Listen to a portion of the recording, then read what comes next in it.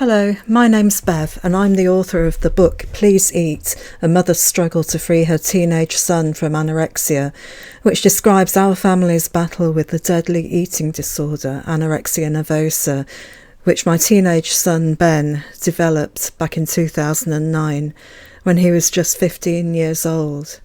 This post is from the 8th of August 2011 and it's called, "Okay, so what is the purpose of this blog?" As you may be able to tell as you listen to this recording, this post had been prompted by someone who commented on my blog claiming that perhaps I was exploiting my son Ben, or even trying to draw attention to myself by talking about our experiences with the eating disorder. So this particular blog post was written to explain why I wrote the blog. Some of my contacts have written books on the subjects, others write blogs or get into the media, but the only reason that any of us goes public about our experiences as parents of teenagers with eating disorders is to do our small bit to help other parents facing a similar situation. We are neither seeking to exploit our children's eating disorders nor trying to draw attention to ourselves. We are just acutely aware of how precious little information and help there was for us when we started on our own nightmarish journeys into the world of eating disorders. Even if we help just one desperate parent find hope, then we've done our job. In the summer of 2009, it gradually became clear that something was seriously wrong with my son. Eating disorders were the last thing on my mind. After all, Ben was a boy, and as far as I knew, boys didn't get eating disorders. However, as Ben's weight hurtled south at a rate of knots, I realised that Ben could be developing anorexia. I was desperate for help and support, but there was nothing out there, especially on the problem of boys and eating disorders.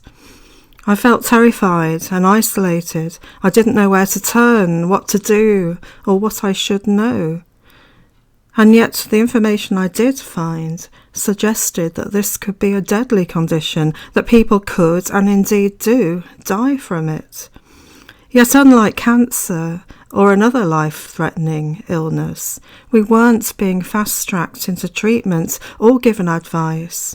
Indeed, our GP was reluctant to refer Ben for treatment, and even when he did, we were faced with a waiting list that could have lasted for months. And meanwhile, my son was rapidly disappearing in front of my eyes. I can't even begin to describe how hellish those first few months were, with practically no support, information, or advice. I was in a state of total panic. Then, through trial and error, I stumbled across the wonderful Around the Dinner Table forum and its parent website, Feast, which offers support and advice to parents and carers of young people with eating disorders. Through these two channels, I received, and still do, enormous support.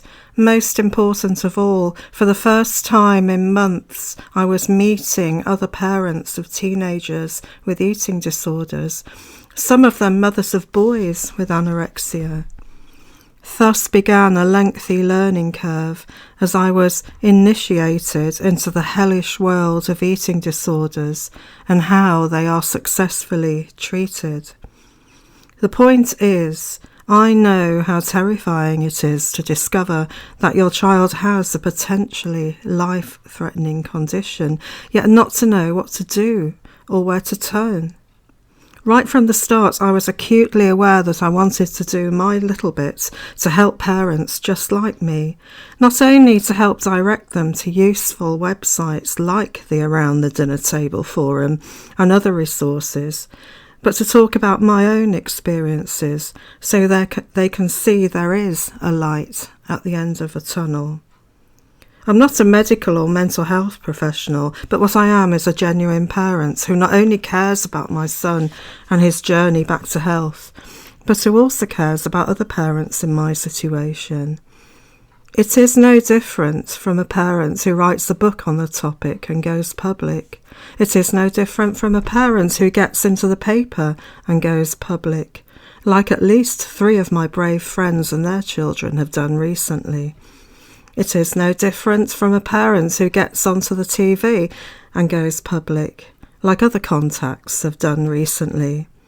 All these experiences are out there in the public domain, and the very last thing any of us are doing is exploiting our children or using their illness to draw attention to ourselves. Imagine if all of us had simply sat back and done nothing. Even if we help just one parent fast-track their way through the massive eating disorder learning curve and get some kind of useful help, then we have done our job. And each of us has the full support of our children in what we are doing.